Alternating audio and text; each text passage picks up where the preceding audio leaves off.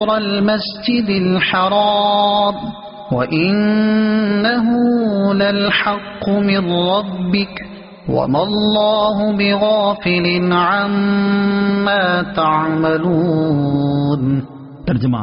ارے حبیب، تم جہاں سے آؤ اپنا منہ مسجد حرام کی طرف کرو، اور بے شک یہ یقیناً تمہارے رب کی طرف سے حق ہے، اور اللہ تمہارے کاموں سے غافل نہیں۔ وَمِنْ حَيْثُ خَرَجْتَ،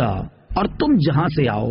تفسیر صراط الجنان میں ہے، یعنی اے حبیب صلی اللہ تعالی علیہ وآلہ وسلم، آپ خواہ کسی شہر سے سفر کے لیے نکلیں، بہرحال نماز میں اپنا منہ مسجد حرام یعنی کعبے کی طرف کریں، کیونکہ جس طرح حالت اقامت میں کعبہ کی طرف منہ کرنے کا حکم ہے، اسی طرح سفر میں بھی یہی حکم ہے، اور بے شک کعبہ کو قبلہ بنایا جانا ضرور آپ کے رب کی طرف سے حق اور حکمت کے عین موافق ہے، اور اے مسلمانوں، اللہ تعالیٰ تمہارے اعمال سے غافل نہیں، اس لیے وہ تمہیں اس عمل کی بہترین جزا دے گا۔